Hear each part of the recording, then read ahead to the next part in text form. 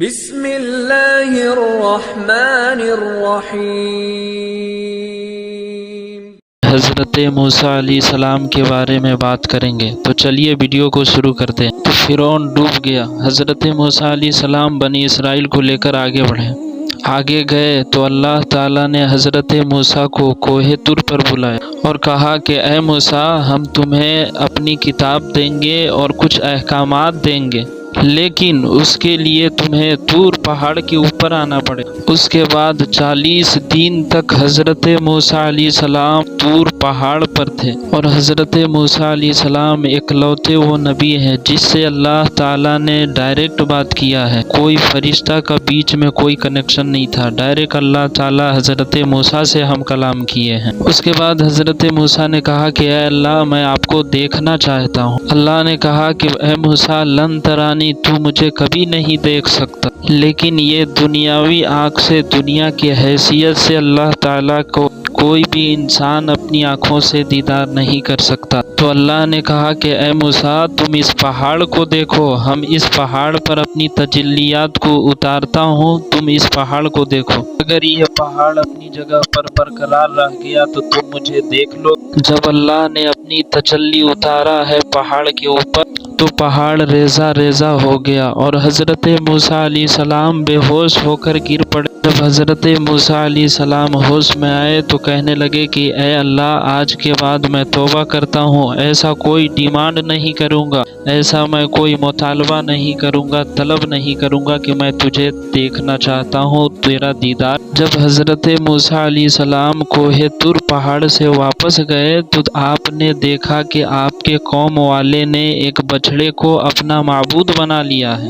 حضرت موسیٰ علیہ السلام کے قوم میں ایک سامری نام کا تھا جس نے سونے کو پگھلا کر کے ایک بچڑا تیار کیا، اور اس سامری نے ایسا سسٹم اس بچڑے میں بنا دیا کہ جب ہوا چلتی تھی تو اس میں سے آواز نکلتی تھی، جس سے لوگ یہ سمجھتے تھے کہ اس نے بولا یا اس سے آواز آ رہی ہے۔ اور اس سامری نے جب اس بچڑے کو تیار کیا تو بنی اسرائیل کو کہا کہ یہی تمہارا خدا ہے، اور حضرت موسیٰ اسی سے ملنے کوہ طور پر گئے۔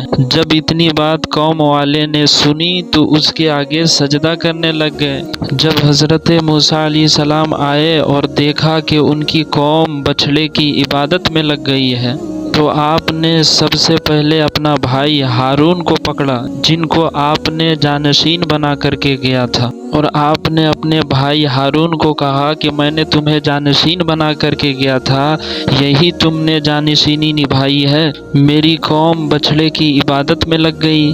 تو آپ کا بھائی ہارون نے کہا کہ میرے بھائی، پہلے میری بات تو سنو، یہ لوگ آپس میں جھگڑا کر رہے تھے اور ان لوگ کو میں نے بہت سمجھایا اور میں نے سمجھانے کی کوشش کی، لیکن میں نے دیکھا کہ اگر میں زیادہ انٹرفیئر کرتا ہوں تو بات زیادہ بگڑ جائے گی، اس لیے میں نے آپ کے آنے کا انتظار کیا اور میں نے کچھ بھی نہیں کیا۔ اس کے بعد حضرت موسیٰ علیہ السلام نے بلایا سامری کو اور کہا کہ بتا کہ تو نے یہ کیا کیا، یہ تو نے بچڑے کو کیوں بنایا ہے؟ تو سامری کیا جواب دیتا ہے کہ میں نے حضرت جبرائیل کے گھوڑے کے نیچے سے مٹی لے لی اور اس مٹی کو ملا کر کے میں نے سونے کا بچڑا بنایا ہے، اس بچڑے کو میں نے تیار کیا تاکہ لوگ اس کی عبادت کر سکے، اس لیے اس سونے کی بچڑا کو میں نے بنایا ہے، میں نے تیار کیا۔ اس کے بعد حضرت موسیٰ علیہ السلام نے کہا سامری سے کہ سن، آج کے بعد تجھے اللہ تعالیٰ کی طرف سے یہ سزا ملتا ہے کہ آج کے بعد تجھے زندگی بھر جو کوئی بھی تجھے چھوئے گا تو وہ بیمار ہو جائے گا، تیری یہ سزا ہے، تو نے بچڑے کو معبود بنا کر کے میری قوم کو شرک میں ڈالا، تیری یہ سزا ہے کہ آج کے بعد جو کوئی بھی تجھے چھوئے گا تو وہ بیمار ہو جائے گا، یہی تیری سزا ہے۔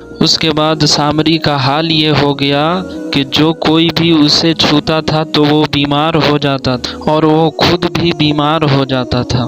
اس کے بعد تو حال یہ ہو گیا تھا کہ جو کوئی بھی سامری کے پاس سے گزرتا تھا تو وہ کہتا تھا کہ میرے پاس مت آنا، مجھ سے ٹچ مت ہونا، مجھے چھونا مت۔ اس کے بعد حضرت موسیٰ علیہ السلام نے کہا کہ جو یہ تیرا سونے کا معبود ہے نا، دیکھ اسے میں کیا حال کرتا ہوں، اس کا کیا انجام کرتا ہوں۔ پھر اس کو آگ میں جلا کر کے حضرت موسیٰ علیہ السلام نے پانی میں پھینکوا دیا۔ کہا کہ دیکھو، جس کو تم لوگوں نے اپنا معبود بنایا تھا اس کا ہم یہ حال کرنے جا رہے ہیں۔ دوستو، آج کی ویڈیو میں بس اتنا ہی۔ امید کرتا ہوں کہ یہ ویڈیو بھی آپ کو بہت پسند آیا ہوگا۔ اگر آپ کو پسند آیا تو سبسکرائب کر دیں۔